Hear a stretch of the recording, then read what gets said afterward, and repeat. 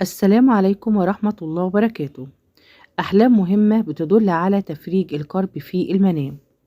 من أهم الرموز المبشرة في المنام رؤية الأنبياء والرسل والصالحين. إن رؤية الرسول في المنام من أقوى الرموز المبشرة في الرؤية، خصوصا من رآه مبتسم أو مقبل عليه أو كلمه في المنام.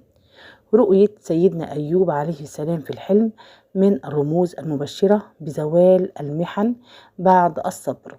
كذلك رؤية سيدنا يوسف عليه السلام في الحلم بشرة خير للرائي بالنجاة من الظلم. رموز بتدل على الفرج في المنام، زي الثياب الجديدة في المنام من أقوى الرموز التي تدل على الفرج. ورؤية الحذاء الجديد في المنام بترمز على فرج قريب وتحقيق غاية على حسب حال الرائي. شراء الملابس الجديدة في المنام فرج ورزق قريب. مرة يستبدل ثيابه القديمة في الحلم بثياب جديدة من الرموز التي تدل على تغيير الحال إلى الأحسن بإذن الله. ورؤية شروق الشمس في المنام بتدل على الفرج. من رأى الشمس في الحلم بتشرق في الليل دل على انكشاف الحق. ومن رموز الفرج في الحلم أيضا رؤية انتهاء الكسوف وانتهاء الخسوف في المنام. رؤية زوال الغيوم وانكشاف الشمس أو القمر في الحلم. كمان إن رؤية النور بعد الظلام في الحلم بتدل على الفرج الدائم.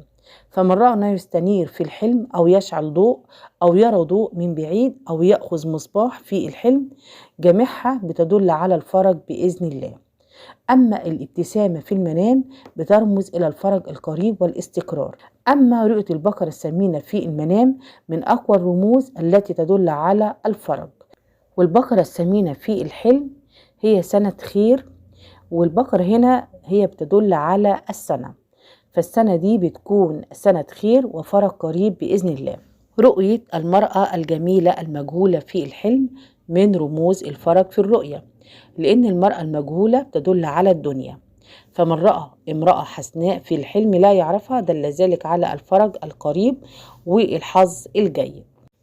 رؤية إهداء المصحف والقرآن في المنام من أقوى الرموز على البشارة بالفرج بعد الابتلاء. من رأى أنه يحمل مصحف أو رأى شخص يعطيه القرآن الكريم في المنام بشارة بالفرج بعد الابتلاء. رؤية سيدنا أيوب عليه السلام في المنام بترمز إلى الفرج بعد الابتلاء.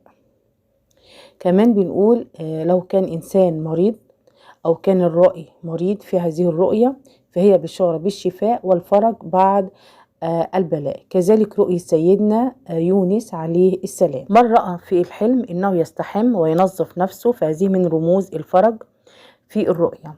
فمن رأى أنه يستحم من الطين في الحلم وينظف جسده فهو ينجو من تهمة باطلة أو فضيحة. من رأى أنه ينظف نفسه من الدم في المنام بشارة بالخروج من الفتنة. وشرط هذه البشارة في الرؤية أن يكون الماء نظيف ولا هو سخن ولا بارد أكثر من الاحتمال، وأن ينظف الرائي نفسه في الحلم. ومن أهم الرموز الفرج بعد الابتلاء عودة الميت إلى الحياة في المنام. بتدل رؤية عودة الميت إلى الحياة في الحلم إلى حصول الرائي على حقوقه التي ظن إنها ذهبت إلى غير عودة. كما بتدل رؤية الميت يعود للحياة على تجدد الآمال في حياة الرائي وخروجه من محنة.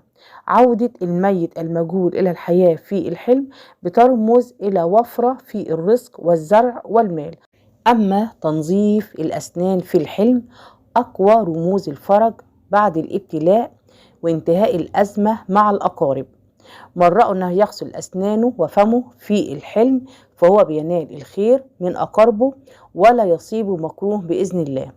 ومن الرموز التي تدل على الفرج بعد الابتلاء رؤية الولادة في المنام.